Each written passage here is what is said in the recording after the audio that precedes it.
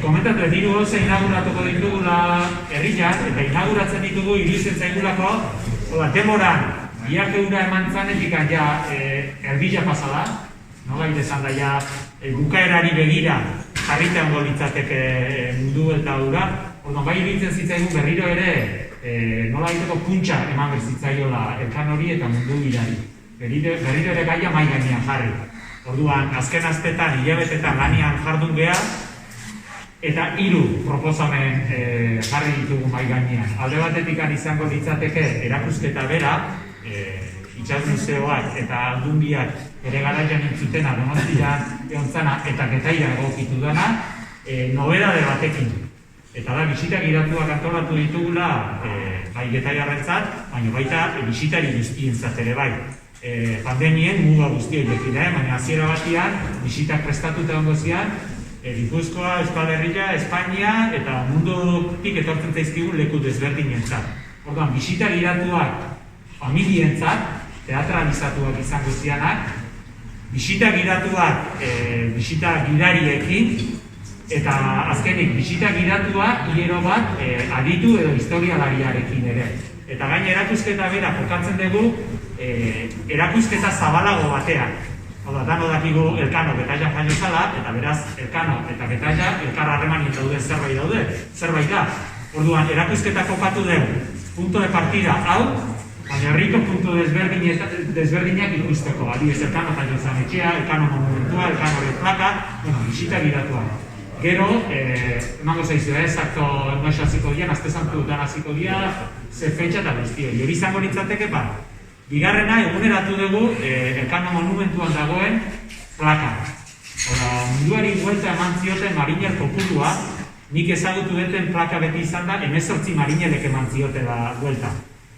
Guk jakintzaren urte hurrena edo mende hurrena deitu diogu, eta jakintzaren horren barruan jakin dugu 18 ez. Etapa desberdinetan, 55 izan ziala munduari buelta ematea lortu zuten marinela. Plaka azarrak kendu eta plaka berria 55 marinelen izen-abizenekin jarri dugu. Ezaugarritze bat ere egin diogu plakari. Eta da, ikerketa horren barruan, herrien izenak saiatu geha bakoitzaren hiztegi erabiltzen. Krios, griegoz idatzi dugu. Pixka bat, guk ulertzen dugulako bidaiura, bidaiak aniztasunari erantzuten ziola, munduko txoko desberdinetako pertsonak desberdinek osatzen zutela, eta kooperazioan lan amankomun batean indako biake bat izan zela. Etzan pertsona baten zerbait izan. 255 pertsona ditu zian, 255 itzuli zian, baina ezinbesteko izan zen elkarlana.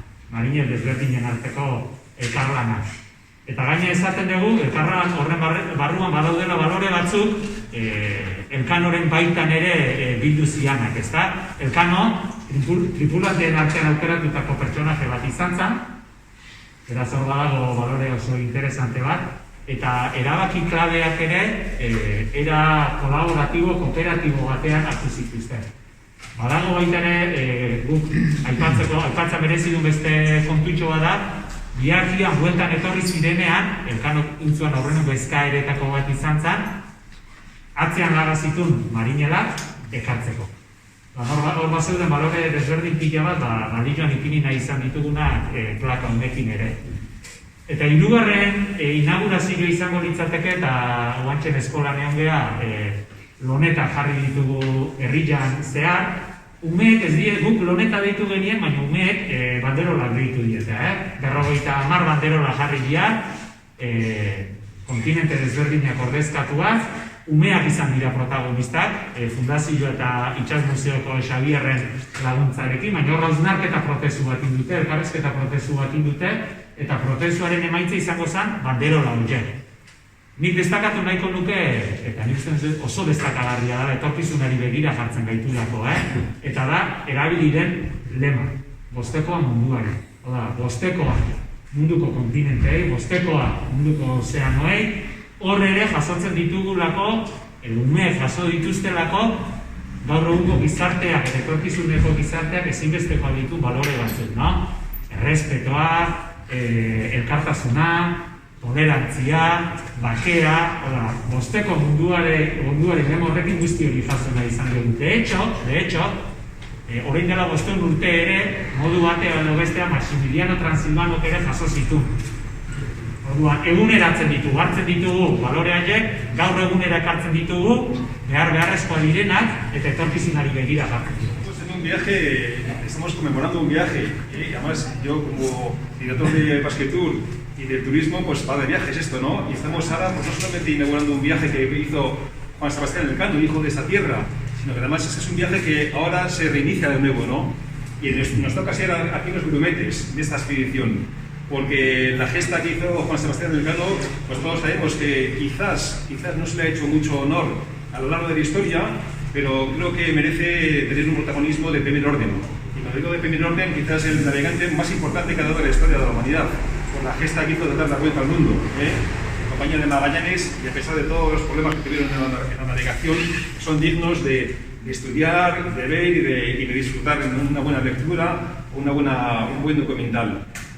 Nos parece que este viaje que empieza ahora, va a tener un recorrido muy largo y desde el punto de vista turístico tiene también un recorrido muy profundo. Os puedo adelantar que haciendo mucho salió en de prensa desde Basquetour y el gobierno vasco hemos cerrado ya un acuerdo para comenzar a trabajar la ruta de Juan Sebastián Elcano, que va a ir desde Guetaria hasta Sevilla y terminará en Sanlúcar de Barrameda. Esa es una ruta que, hemos firmado el acuerdo entre Castilla y León, Castilla-La Mancha, Extremadura y Andalucía. Y esta ruta va a poner en valor toda esta ruta que hizo Juan Sebastián Elcano, pasando por Valladolid, pasando por cerca de Toledo, pasando por todas esas comunidades donde él, firmó sus capitulaciones, firmó sus seguros de barcos, reclutó a gente, en fin, toda una aventura que es francamente bonita.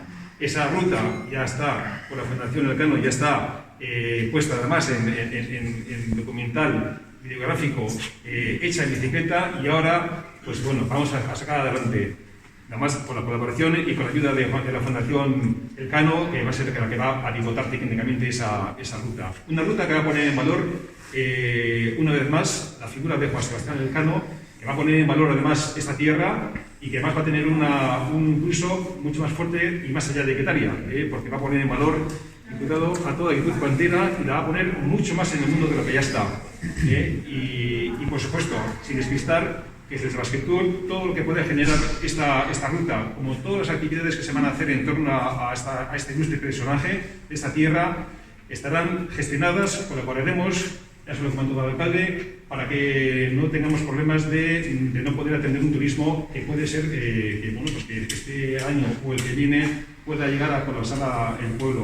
Trabajaremos con planes y con actuaciones para que el turismo sostenible en Guetaria se mantenga, porque es un puerto que sabemos que recibe mucha gente y desde luego no podemos despistar que no solamente Guetaria, sino que toda Guipúzcoa y Euskadi entera se van a poder beneficiar de este evento. Elcano Fundazioak reibindikatzen du Elcanoren figura, baina nik esan nuke batik bat gure herriaren itsas historia. Nik uste dut hori dela pixka bat hartzen dugun heldulekua reibindikazio bat egiteko.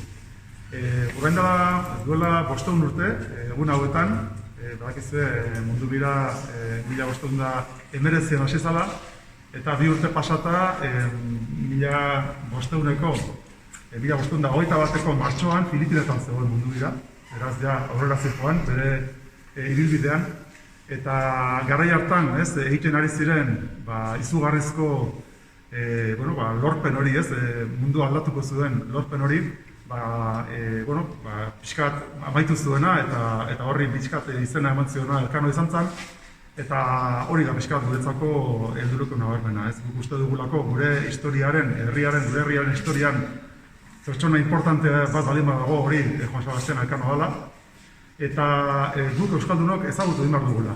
Besteei ezagutarazteko importante dela euskaldunok gure historia ezagutzea eta gure pertsona importantenak ezagutza eta barneratzea. Euren balioak, euren lorpenak ezagutzea. Tamalez, orain arte, azkeneko mendeetan gure historia ahaztu egin dugu, gure izaera bera ere ahaztu egin dugu, gure balioak ahaztu egin ditugu, eta orain parada zoragarria daukagu erreibindikazio egiteko. Eta horregatik, importantea da, fundazioak eta Getariko herriak baita ere egiten duen esportzua, herritarrek eta gaur ikusi dugu baita ere, aurrek ere ezagutzeko benetan zein izan da gure historia eta gure pertsona importanteenen ibilbide guztia. Batipat, etorkizuna behar da bezala enfokatzeko. Ez dugu aztu behar, iragana importantea dela ezagutzea, batipat etorkizunari begira. Egia da, garai berezia ditugula une honetan, ez? Baina egia da baita ere, orain tokatzen dela 5. urte horrena, ez? Nik uste dute, orain arte, nik diputatu nagusi bezala esan bat dut, ez? Aurreko urteetan, 200. mendeurrena ospatu zenean, Foru Aldundiak bere inbertsioa bere ekarpena egin zuen, orain dela 100 urte, guk kontzientzia daukagu guretzat simbolikoki oso unen importantea dela 500 urte hauek, ez? Eta, azkenean, 2022 arteko ibilbide horretan, guk, Gipuzkoarrok, Getarriarrok, eta baina nik esan nuke baita ere Euskal herritar guztiok, egin behar daukagula prozesu hori, ez? Aprobestatu behar dugula simbolikoki oso importantea den momentu hau, barneratzeko zein izan den gure historia. Eta horretarako, zer hobea, Getarria etorri, Albaolara joan baita ere, eta ezagutu pixka bat baita zein den gure historia, eta insitu ezagutu nun jaio zen Elkano, ezagutu Getaria nolakoa dan, Portua nolakoa dan, eta ezagutu baita ere gure kostalde guztia, Euskal kostalde guztia, bere elementu importanteenekin, ez itxasiko espedietik zeintzuk izan dira.